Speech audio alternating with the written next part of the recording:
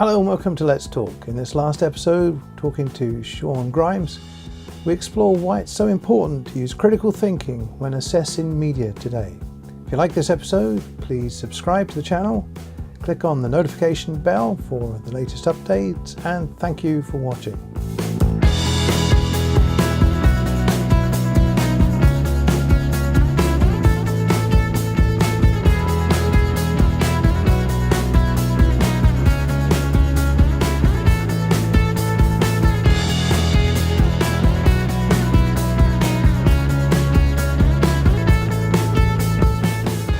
Of each of our interviews I've done, I've asked people if they wanted to have a title, and most people have. There have been a couple of people who said, "Oh, I'm not a title.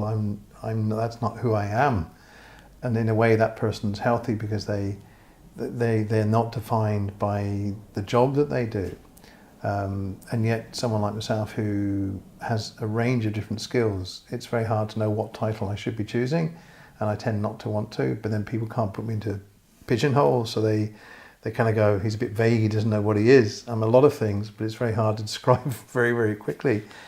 And I think we should be looking, or maybe part of the training is how to slow down, how to start to appreciate other things that we can get at, and allow ourselves time to get into these other things without the systems, pushing us into directions that we didn't actually want. I think what you were saying about earlier on, the way that the technology is confusing us, so we now struggle to find what is the fact. Mm-hmm. And there's so much fake information. I mean, they used to say that a film never lies, or a photograph never lies, but now you can manipulate them with Photoshop, but you never know what the truth actually is within that. So maybe we need to be looking at how do we get the tools, or how do we get the skills to analyze what is the truth, so that we don't straight away accept something. Mm-hmm. Everything's been thrown at us instantly, that most people basically believe what they've seen. There was a photograph of a girl wearing the Muslim sort of hijab, whatever they call it, and it was a young lady, and she was described as being a school headmistress who had just banned 2 Christians from wearing the cross, kicked them out of the school. And everybody was getting all fired up and very angry. Well, I kind of noticed in the image that there was a watermark. It was actually an image from a photo stock place. The actual story was fake. There wasn't a person by this name, but everybody was getting fired up and was getting very anti-Muslim. And again, part of that was that they didn't know how to analyze what was there. It was gone very quickly. They got an outburst of emotions, and they were fueling this hatred. Mm-hmm. towards that grouping of people, whereas what I'm trying to do is to try and encourage people to talk. You don't have to agree, but if you don't open up the dialogue and at least listen to the other person's perspective and give them the respect that they deserve for that perspective, then all you're doing is making people silent. And again, that's where I perceive that if we can't talk out things, even if we're wrong, and be corrected or given another perspective, then it all gets pent up inside. Mm-hmm. So I assume that's something similar to a perspective that you would have. I think we share that, and my experience medically and just personally would back that up and be very much in agreement with it. Yeah. Communication, that exchange of information is so important. And it's not encouraged. It wasn't encouraged when I was going through school. It certainly wasn't encouraged. University life, it just happened that you did it your own way because you were young. But it's still not encouraged. You don't get debate on television very much now, where you do get a genuine spread of views which are reasonable. Mm-hmm. I think for a period of time the BBC was obligated to have a counter opinion, no matter how dumb it was. we have a lot of that still, I think. But the concept that an opinion holds the same value as a thought out interpretation and considered viewpoint, the two are not the same. They can't be conflated. They can't be exchanged with the same value. That's something that's lost on a lot of people, right the way through universities, right the way through society.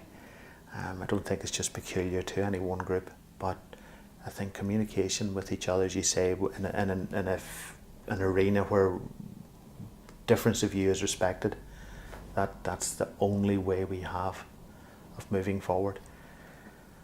And we're coming to the end of our interview, so there's a lot of food for thought that we've actually explored there. But what I normally do is I ask my guests if there's anything that they would like to say that they didn't get a chance to say, that based on maybe thinking through what we've discussed. Is there anything else you'd like to add that we should consider, especially from a medical perspective, and people are suffering so much from stress? How would you suggest people maybe relieve stress?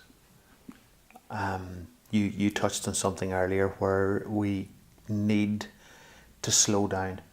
As the way you phrased it, I would agree. Phrasing it that way, and otherwise, as human beings, I think we benefit from variety. And if you have a world which is only work and only family, that can be immensely rewarding.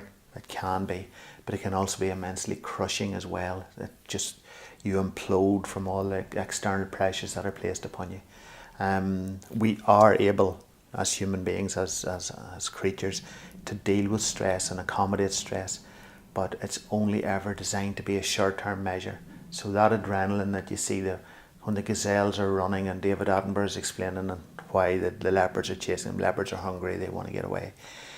Our world is that same physiological response which we see cheetah chasing the gazelle.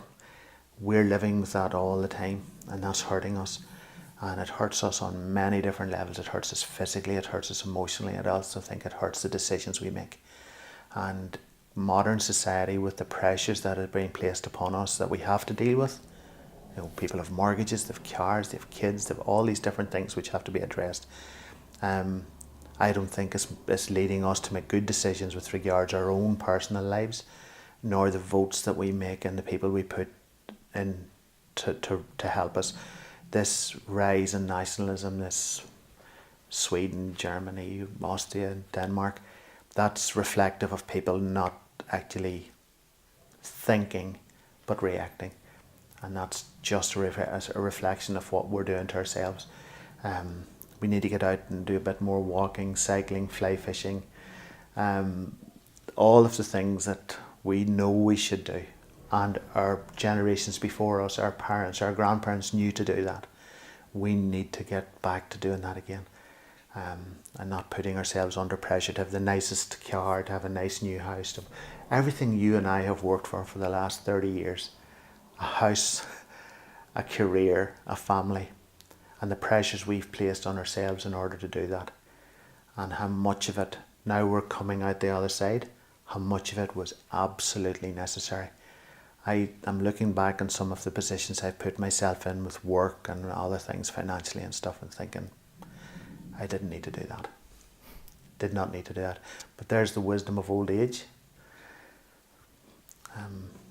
You learn as you get older. Sean, it's been a great talking to you, and thank you for coming on Let's Talk. Thank you very much. Thank you. Thank you.